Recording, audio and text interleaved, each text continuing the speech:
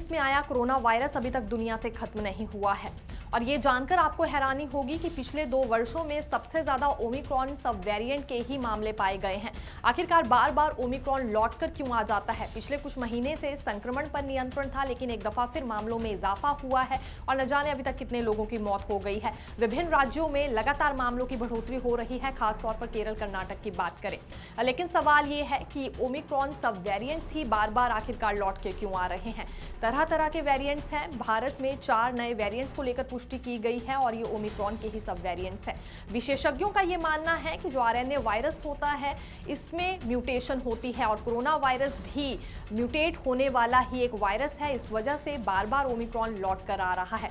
हालांकि उतना ज्यादा खतरनाक नहीं है, लेकिन उसके बावजूद भी हर किसी के जहन में ये सवाल है कि कहीं हल्की खांसी, हल्का जुकाम या हल्का सिर दर्द होने के बाद उन्हें कोरोना टेस्ट तो नहीं करवाना पड़ेगा, कहीं वैक्सीन तो नहीं लगानी पड़ेगी, लॉकडाउन जैसी स्थिति तो एक बार फिर से नहीं बन जाएगी। विस्तार से आपके साथ चर्चा करेंगे और ओमिक्रॉन सब वेरिएंट को लेकर क्या कुछ कहना है विशेषज्ञों का। यदि सांस नहीं आ रही है तो क्या टेस्ट करवाना जरूरी है? कहीं डेल्टा वेरिएंट जैसा ही ये सब वेरिएंट भी तो नहीं है जो कि JN.1 बताया जा रहा है। इसके अलावा 3 बाकी के सब वेरिएंट्स की भी क्योंकि पुष्टि हो गई है, तो आइए बारीकी से आपके साथ चर्चा करते हैं और उससे पहले ये भी सुनिए कि कुछ एक डॉक्टर्स का इस बारे में क्या कहना है। जैसे पहले भी स्वास्थ्य विभाग के माध्यम से बार बार आप लोगों को ये बताते रहे हैं कि ये जो उस वक्त हमने पैंडेमिक देखा था, उसके बाद धीरे धीरे ये जो बीमारी थी इंडेमिक, ये जो इन्फेक्शन है कोरोना का इंडेमिक हो गया। इंडेमिक का मतलब होता है जो हमारे परिवेश में कभी भी खत्म नहीं होगा। तो ये कभी नहीं खत्म होने का कारण क्या है? क्योंकि ये जो कोरोना का एक टाइप था वायरस का ओमिक्रॉन, वो लगातार अपनी जो संरचना है, अपनी जो स्ट्रक्चर है वो बदल रहा है। तो पिछले साल अगस्त 2024 से ओमिक्रॉन का JN.1 करके एक जो स्ट्रेन था वो प्रचलित, जो उसका प्रसार जो था वो शुरू हुआ बहुत से देशों में। अब हमारे भारतवर्ष में भी इस वक्त जो केसेस आ रहे हैं 53% से ज़्यादा जो केसेस हैं कोरोना JN.1 जो एक इसका सब टाइप है उसके केसेस हैं।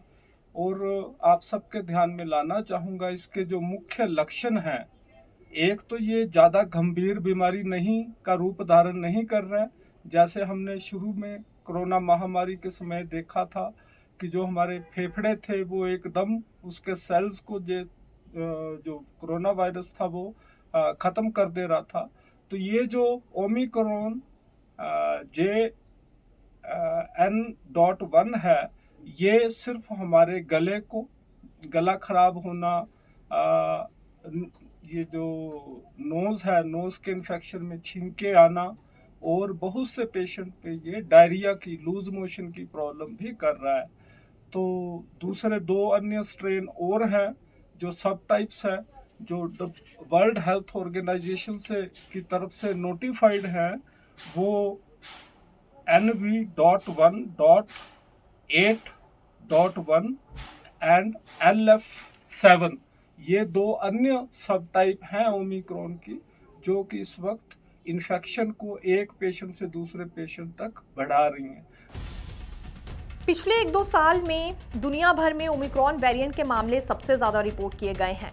इस बार के बढ़ते प्रकोप के लिए भी ओमिक्रॉन के ही सब वेरिएंट्स को जिम्मेदार पाया गया है, जिसमें NV.1.8.1 और दूसरा LF.7 है। मामलों में वृद्धि के पीछे कारणों का पता लगाने के लिए निगरानी चल रही है और सरकार आवश्यक तैयारी कर रही है। हमें जो 4 वेरिएंट मिले हैं वे ओमिक्रॉन के LF.7, XFG, JN.1 और NV.1.8.1 है। कोरोना के बढ़ते मामलों के बीच लोगों के मन में कई सारे प्रश्न हैं, लेकिन इन सभी सवालों का एक ही जवाब है कि इस वेरिएंट से इतना घबराने की आवश्यकता नहीं है। ये इसलिए क्योंकि पिछली कोरोना की लहर से ये काफी वीक लहर इस बार कोरोना सब वेरिएंट की मानी जा रही है। बढ़ते जोखिमों को देखते हुए विश्व स्वास्थ्य संगठन ने अब NV.1.8.1 को वेरिएंट ऑफ मॉनिटरिंग के रूप में वर्गीकृत कर दिया है। अब तक इसे वेरिएंट ऑफ इंटरस्टेट के रूप में रखा गया था। देश में फिलहाल 1000 से ज्यादा एक्टिव केस हैं। ज्यादातर लोग घर पर ही ठीक हो रहे हैं। बड़ी संख्या में ऐसे मरीज भी हैं जिनको पता भी नहीं है कि वह संक्रमित है।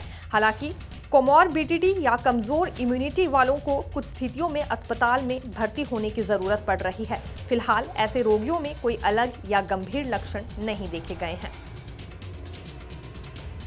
ओमिक्रॉन के लौटने पर कुछ हेल्थ एजेंसीज की ओर से जांच जरूर की जा रही है, क्योंकि जांच का विषय यही है कि आखिरकार बार बार इसी वायरस के सब वेरिएंट्स क्यों सामने आ रहे हैं।